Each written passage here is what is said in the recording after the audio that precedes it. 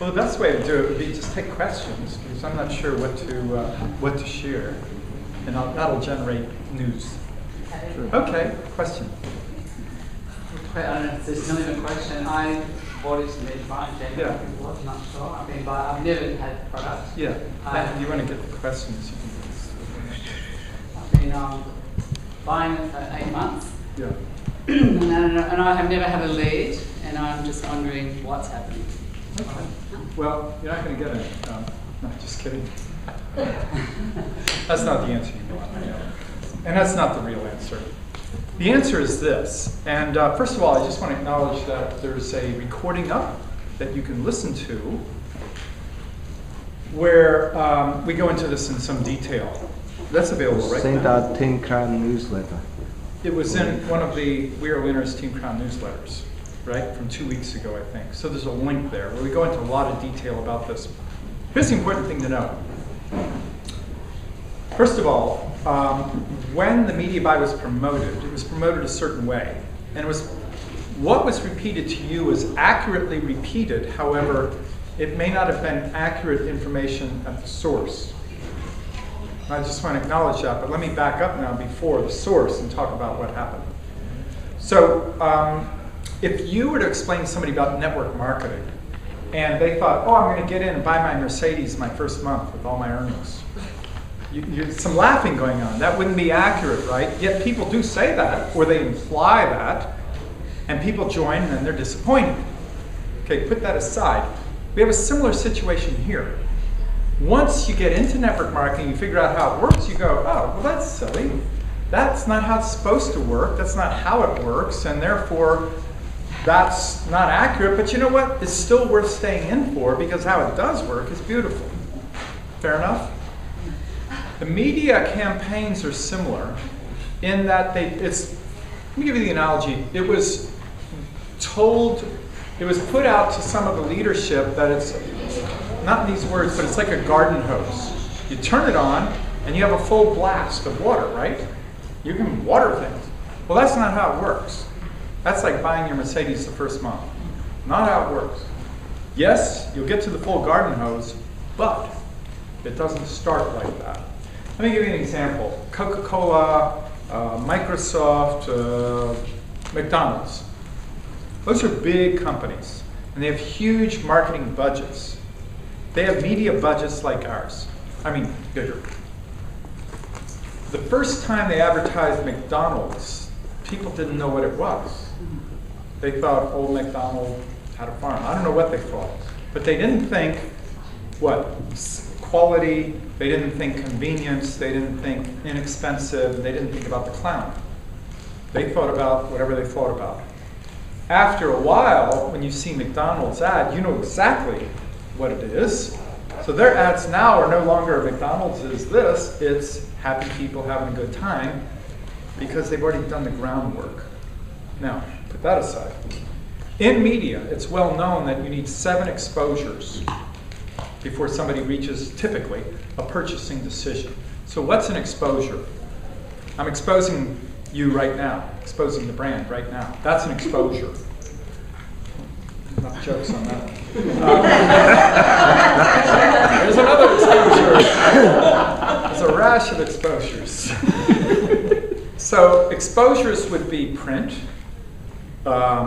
people wearing the brand. It could be internet ad, it could be radio, it could be an interview, it could be a media walk-on, and it could be a television infomercial. Those are all exposures. Now, not a trick question, which exposures are more expensive? This or television commercial? Clearly, the television commercial is super expensive.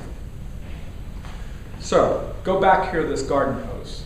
Now, when McDonald's puts out $1 into media work now, they get a full dollar out and more because they've done 25, 30 years of exposures. So now every extra dollar is building the brand. Where we're at is, use the analogy of a garden, okay?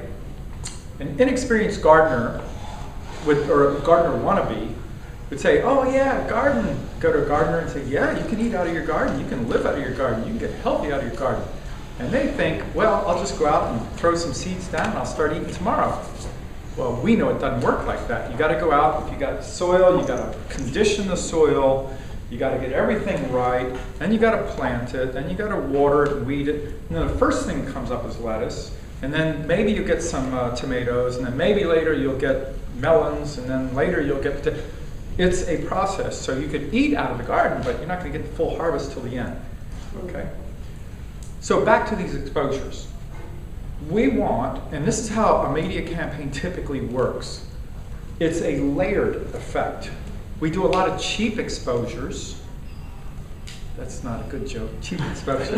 We do a lot of cheap exposures with inexpensive stuff like internet and print and logos and, you know, and then they layer in the infomercials at the end when they've got a ground to build on and they get the maximum effect.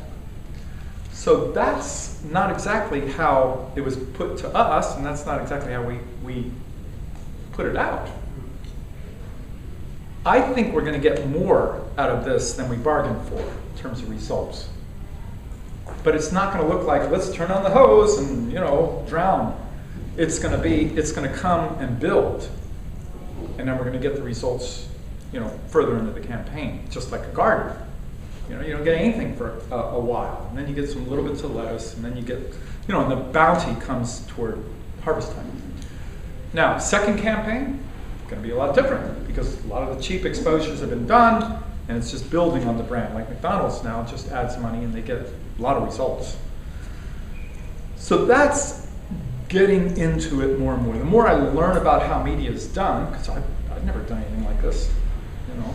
The more I learn about how it's done, I see some of the brilliance behind it, some of the dedication, how this thing's designed to work, and how it is working. But again, that wasn't put out that way. So my apologies for any, you know, misrepresentations. It's not a garden hose. It's a process. Here's a couple of pieces of good news. Here's why I think we're going to get more out of it than we bargained for. Number one, we collectively put in, I don't know how much it was, $300,000 as a group. And the company has now put hundreds of thousands of cash in on top of ours to further extend ours. And they put in a $250,000 sound stage. I think I explained that yesterday. And a $250,000 phone system. And they've hired operators to now take the leads as they come in and work them for you. Okay, so this is really exciting. So the company's put probably over, well, certainly over $300,000 into buttressing and giving us the benefit of that. And it's not diluting the pool, it's adding to the benefit of the pool without taking anything away from us. So that's a big deal. There's a couple of other things I'm not at liberty to talk about. Maybe announced this week, next week, we'll see. But they're big things, and when you hear them, you'll understand. And so those things are all adding on to the value of what we're getting, what we're gaining. Now, who knows? But I'm pretty sure we're going to be very, very happy with this. The other thing I said on this call, if you listen to it, that maybe shocks a few people is that I think that maybe one of the best parts of this whole campaign that's maybe underappreciated is going to be the right of first refusal for the next campaign. And I can hear people inwardly groaning like, what are you talking about? I haven't gotten a lead yet. This thing, you know, is this a failure or what? Once it starts getting going with the bounty at the harvest time, like a garden, is next year, is that harder? Because the soil's all conditioned and everything, the work, you know, you put in the irrigation, everything's there, right? So that second garden's a lot easier than the first garden. So having the right to get into the second campaign is going to be a valuable thing, because a lot of this groundwork's been done. So just bear that in mind. That may be hard to relate to at this point or not, I don't know, but I do think that's the case. So bottom line, a lot of extra investments put in for us. We're going to get the benefit of it. It's not the garden hose, but it is something that'll come, it'll pay out more toward the end. And that's how it's designed. That's the brilliant part. I mean, look, I think there's only about 2 people at the company that have any experience in media campaigns. And they were not the people that were giving us the messages as leaders to put out. We had other people, this is no disrespect to the company, we had other people in the company saying, okay, here it is, here's what it looks like, go. And we did. But they didn't have the understanding to know what to tell us to do. So we were out saying, oh yeah, join network marketing, get a Mercedes your first month. Well, it's not what it is. You can get that Mercedes, but it's going to take a while. So what's the realistic, I suppose, we're making an investment, a long-term investment. Yeah, you have to speak up so they can hear you. For our long-term investment, Yeah. what's our realistic timeline where we can, I suppose, start to see some results? What's the timeline to see the results? Yeah. Well, it's designed to be an 8-month campaign. Yeah. So I don't know where we're at, 4 months? So, I don't know, somewhere along there. So before, the end of it, for sure. Yeah. But I'm not running the campaign. I don't want to give you an answer because I don't know. Yeah. But having worked intimately with these guys now, I know they know what they're doing. That's the other message I want to give you.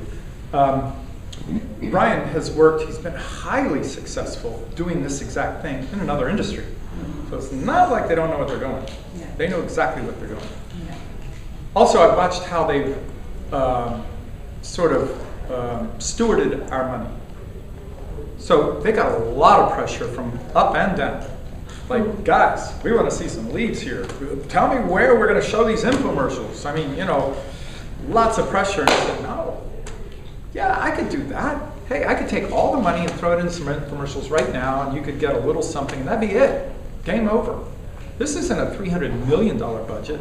Look, Red Bull has almost $1 billion a year of advertising. We're not in that league. We got to be very careful with this little bit of money we got. So it's got to be intelligently invested. So they're saving the big money for when it's going to make a bigger difference. Yeah. So I'm convinced they know what they're doing, and they're very smart about it.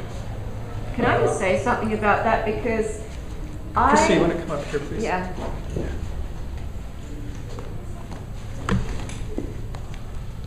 Yeah, like a lot of people, before we moved to San Diego, I was sitting back in Colorado going, what on earth are these guys doing? And because I was getting phone calls from downline people, like, what's going on? We haven't seen anything yet, and, we haven't heard anything yet, and like, what's happening? And so I was kind of like everybody else in a way. I was questioning, well, do they really know what they're doing? Yeah. Like, have they taken our money and run with it? I mean, like what? So it's been amazing for me to be there. And I mean, and there, there's natural questions, right? Because I thought, like you, oh yeah, okay, great, we're going to do this thing and we're going to get all these leads and, what's happening? So it's natural reaction. And so going there, for me, it's just been so huge, because one of the things I've gotten more than anything else is the unbelievable, I guess, sense of responsibility that these guys hold for this money we've been given, that we've given them, that we've been given and given them, in a way that, sometimes I've started sitting back and going, are they being over-responsible? They hold it so sacred, like, that they want to give us, like, as much as possible. But I realize the more I'm there and the more I'm getting to know them and the more I'm seeing what they're doing, that they're not, they just hold it in the highest integrity, I guess is what I want to say. Mm-hmm. And I didn't know that before I was there, and before I was with them, and before I've spent time with them, and before we sat in the office and they explained it all, and it's like I sat there going, wow. Mm-hmm. Because one day we were there and Brian said, look, this is how it works. And he got out a whiteboard and he put all this stuff on the whiteboard, and I'm like, people need to know this. Mm-hmm. I didn't know this. Mm-hmm. So, and he thought he'd told people this. I'm like, no, you didn't.